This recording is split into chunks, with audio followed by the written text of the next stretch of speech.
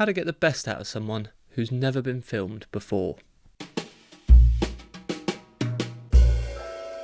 In our line of work, we are often filming people who have never been in front of camera.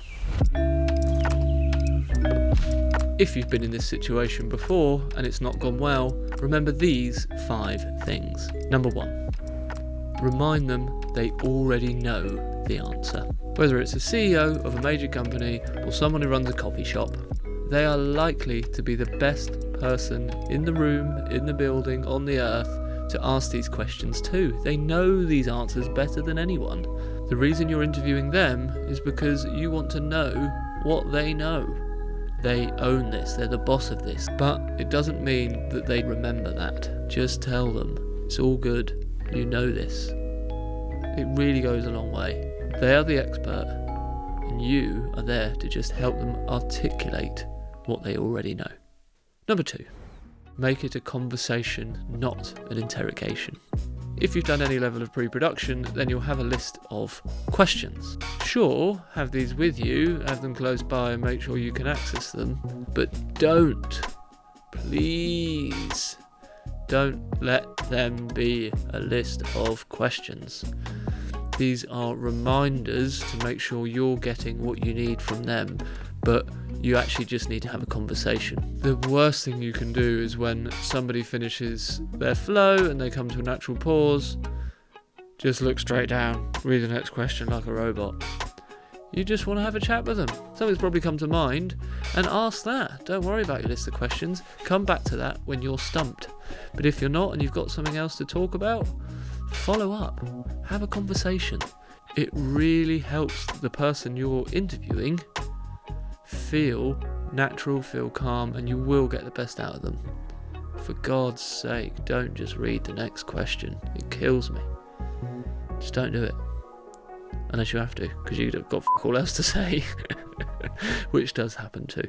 Number 3. Number 2's all very well and good, but you won't be able to do this if you're not actually listening. If you're wedded to your questions, you might just be waiting for them to finish in order so you can ask your next question. This is not a good technique, it's not good practice. You need to actively listen. Remind yourself to listen. If you find yourself straying, thinking about the light on their face, thinking about anything other than what they're talking about, stop and re-engage. Listen, because you will not be able to respond properly if you're not bloody listening. I know it seems like a silly thing to say, but listen. I've been there too many times where I've not been listening. Now this gets easier when you're not a solo operator. That's really hard when you are in charge of absolutely everything on the shoot, because you are thinking of focus, you're thinking of sound, you're thinking of light, but you still need to listen to the person talking to you.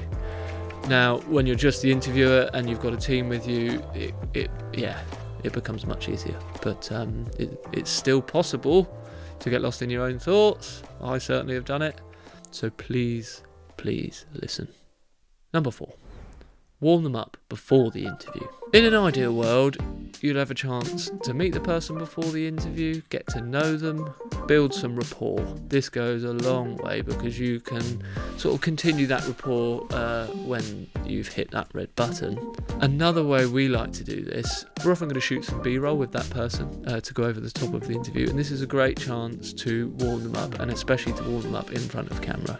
You have a chance to get them to do things that they normally do, unless you're doing something wild and creative, but quite often they're talking about what they do and then you then want to capture that. So go and do that first. Get them used to you, get them used to your crew, get them used to lights, get them used to your camera before you're actually asking them to do any talking, which is the hardest thing to do on camera.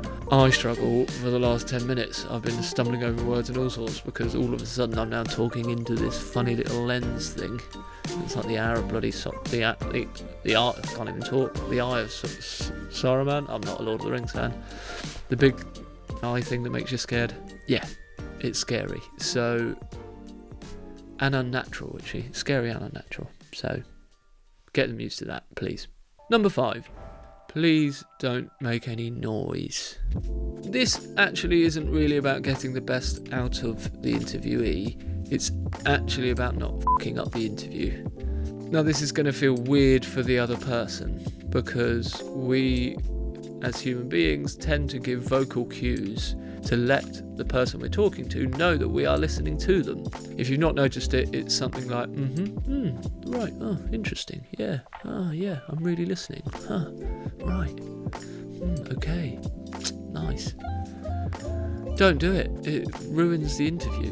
It ruins the edit. Just don't do it. You're going to risk making the person feel less comfortable, but in order to mitigate that, in order to get around the deletion of those audible cues, you now have to exaggerate the physical cues that we also do naturally. So bigger nods, raised eyebrows, big smiles for when they say something good, frowns when it gets serious, But don't do that, because you just fucked it up.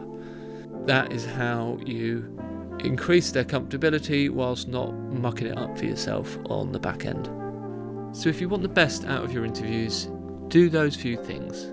You'll gain your subject's trust, their guard will drop, and you'll have a nice, honest, decent conversation, and you're guaranteed to get the best from them. If there's anything else you think I haven't mentioned, please drop it in the comments, or if there's any stories you'd like to share where your interviews haven't gone so well, please share why. I'd love to know.